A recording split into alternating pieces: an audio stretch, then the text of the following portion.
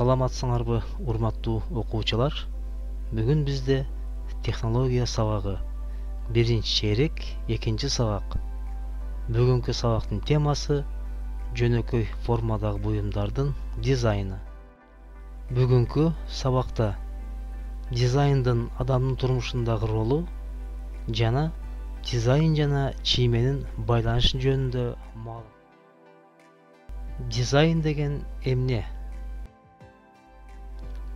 Дизайн бул өндүрүштө чыгарылган буюмдарды көркөм проекттерлөө. Силер сүрөттөн үйдүн дизайнын, кийимдин дизайнын жана машинанын дизайнын көрүп турасыңар. Дизайндын түрлөрү: анимациялык дизайн, архитектуралык дизайн, графикалык дизайн, шаардын дизайны, интерьер дизайны жана кийимдер дизайны. Дизайн менен чийменин кандай байланышы бар деген суроого жооп издейбиз. Силер сүрөттөн үйдүн фасадын көрүп турасыңар. Демек, үй эң биринчи чийме менен үйдүн чиймеси чийилет. Андан кийин куруучулар ошол чиймеге карап үйдү курушат. Кийимдин дизайнын көрүп турабыз. Өзүңөр көрүп тургандай, бул кийимдин, келечекте кийиле турган кийимдин чиймеси. Ушул чиймеге карап кийимдин эскиси, модели чийилет дагы. Андан кийин тигүүчүлөр ушул көрүп турган көйнөктү тигип кийүүгө беришет. Урматтуу окуучулар, чиймени биз ушул үй курууда же кийим тигүүдө эле колдонбостон, черчение сабагында үйрөнгөн ыкмаларды колдонуп, биз чиймени машина курууда дагы колдонсок болот экен.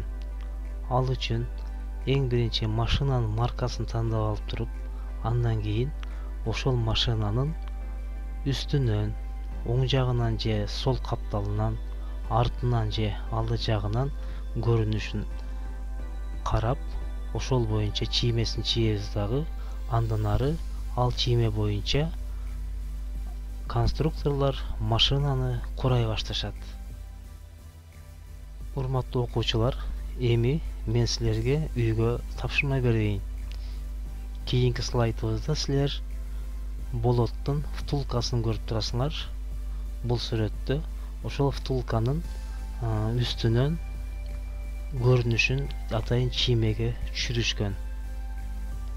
Силер дагы үйдөн өзүңөр каалаган бир детальды же буюмду алып туруп, ошону үстүнөн же астынан көрүнүшүн элестетип, ушул слайддагы сүрөттөй кылып туруп, чиймеге чийип мага көрсөтөсүңөр.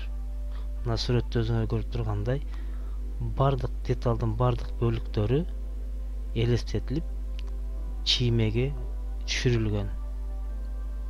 Силер дагы ушундай кылып бир буюмду чийип мага көрсөтөсүңөр. Анда аракеттенебиз. Мен силердин тапшырмаңарды күтөмүн. Анда эмесе биздин бүгүнкү сабагыбыз аягына чыкты. Кийинки сабакта көрүшкөнчө саламатта калыңыздар.